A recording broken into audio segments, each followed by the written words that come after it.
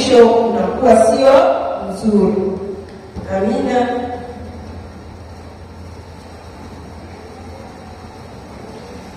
Kwa hiyo sisi kama wana wa Mungu aliye hai na tunamwabudu kweli kwa kumaanisha, kwa kumtegemea yeye, lakini kutubu au kuelewa kwamba umeanguka inakuwa ni vigumu. Hapa tunarudi pale pale kwenye kanisa la Mungu kulipa kazi au watumishi wa Mungu kuwapa kazi kubwa, kwa maana haya yote wanayaongea kila siku na wanayasema kila siku. Kwa hiyo familia inajikuta ina mzigo mkubwa. Mwisho wa siku tunaishia kulalamika, hao watoto wananitesa. Hivi swali la kujiuliza, mtoto umemzaa mwenyewe, umemlea mwenyewe, anakujaje kukutesa? Anashinda nini kushika au kufuata kila anachoambiwa na wazazi wake? Kumbe shida ilikuwa ni nini? Mtazamo wa familia uliokuwepo toka mwanzo. Ndio maana watoto na hivi sasa wamechanganya na utandawazi wa sasa hivi. Ndio maana kabisa watoto sasa hivi familia isiposimama imara, baba na mama wasiposimama imara kwa ajili ya hao watoto waliopo leo, kuwalea inakuwa ni ngumu sana. Kuwalea inakuwa ni vigumu mno. Ni tofauti na watoto waliozaliwa miaka ya 2000 kurudi nyuma. Lakini wale watoto waliozaliwa mwaka 2000 kuja mpaka leo huko, msiposimama na nguvu ya Mungu, msiposimama imara katika Kristo Yesu, hao watoto kuwalea ni ngumu sana. Sasa mimi na wewe tujiulize, tunakubali kushindwa na watoto ili familia zetu zitukane, ili familia zetu zinyoshe vidole? Jibu ni hapana. Tunafanyaje sasa ili hao watoto tulionao, watoto wa utandawazi hawa, tuwalee katika maadili ambayo yanawasaidia hata wao kesho na kesho kutwa? Ndio maana malalamiko yamekuwa ni mengi kwamba kuna mmomonyoko wa maadili. Wewe ukijiuliza, mmomonyoko wa maadili unatoka wapi? Vita iliyoko kubwa sasa hivi ni mmomonyoko wa maadili. Lakini ukiangalia hao wazazi hao walipolelewa toka mwanzo, wao walelewaje? Na huu mmomonyoko wa maadili umetoka wapi? Ndio hapo unapata majibu kwamba kumbe watumishi wa Mungu tuna kazi ya kulea hizi familia zetu. Kazi sio ndogo. Kazi sio ndogo. Tuna kazi kubwa mno. Hao watoto wetu wanaokuwa katika utandawazi kuja kuwaweka wakakaa vizuri, ingawa ni familia ya mfano katika maisha yetu ya kumtafuta Mungu, hapa ni kazi kubwa, sio kazi ndogo. Tusichukulie tu kwamba mimi na watoto wawili, watatu, 7, 8, 10. Je, hao watoto wamesimamaje? Ili familia yetu isinyoshe kidole, imesimamaje hiyo familia yako? Watoto wako wamesimamaje? Watoto wa sasa hivi sipokuwa mkali baba au mama, familia yako watoto wanajiongoza, wanaishi maisha wanayoyataka wao. Na waliolenga wapendi hata kuona. Hawapendi hata uwaambie kwamba hichi ni kibaya uache. Ukimwambia hivyo toka kuona kama vile umemnyanyasa pakubwa, umemtendea ndivyo sivyo. Swali, je, ina maana mimi mtoto wangu kumuona kwamba hichi nilichofanya sio kizuri, ni vibaya? Ina maana mtoto wangu kumwambia leo umechelewa ni vibaya? Ina maana mtoto wangu kumwambia kwamba leo hiki hujafanya na umepokiwa ni vibaya?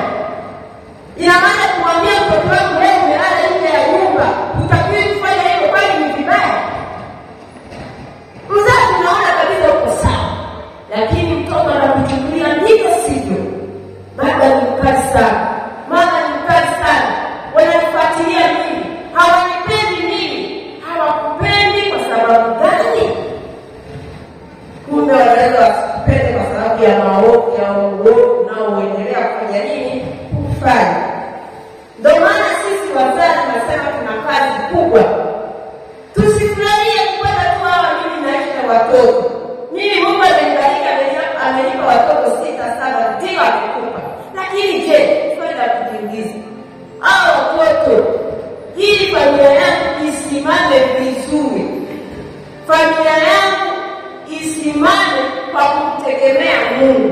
hii familia na ile yake. Kumbe wazazi inatupasa kuelewa kwamba tuna kazi kubwa. Narudia tena mara nyingine kwamba wazazi tuna kazi kubwa sana. Na maana tunasema kwamba tuna kazi kubwa sana.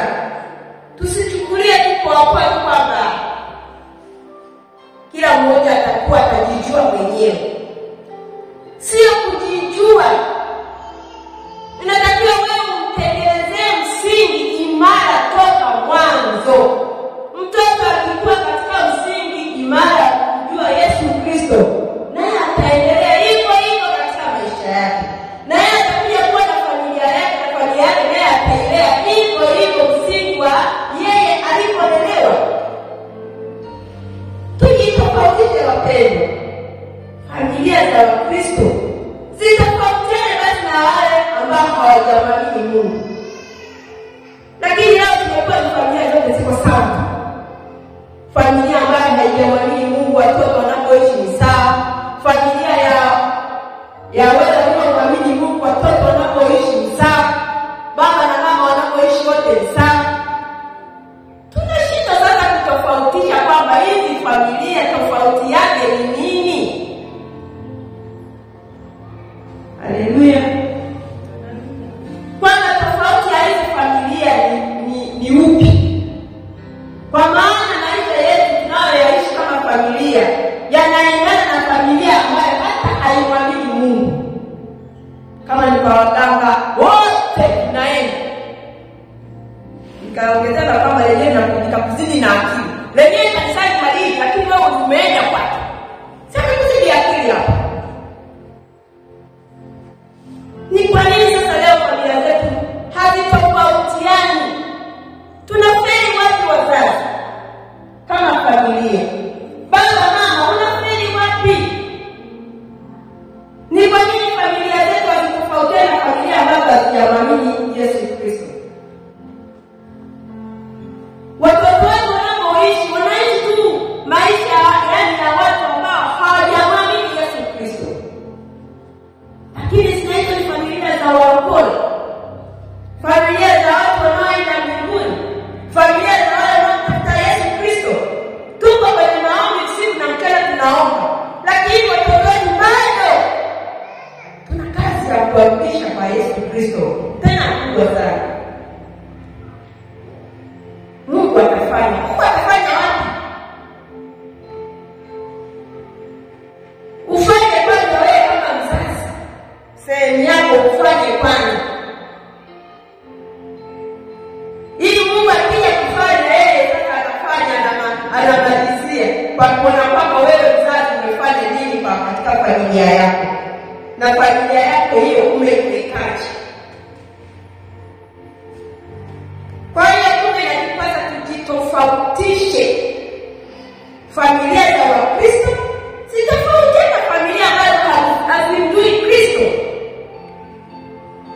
Na ndio maana sasa tunaambia kwamba ile familia wameokoka. Ile familia wanasali kwa kweli. Ile familia wanamtafuta Mungu kwa kweli. Tofauti na hapo itakuwa ni ngumu sana. Familia zetu zitakuwa ni za kawaida mno, yani hata mtu mshtui. Yani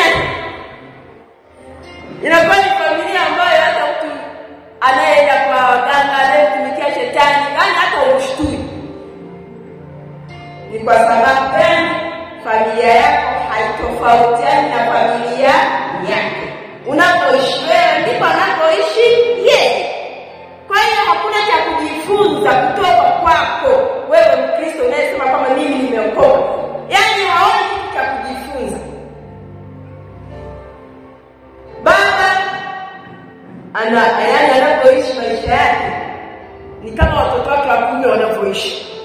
Kijana mzee na yeye hawezi kujitofautisha kwamba mimi ni baba, hawa ni watoto. Mama naye hawezi kujitofautisha.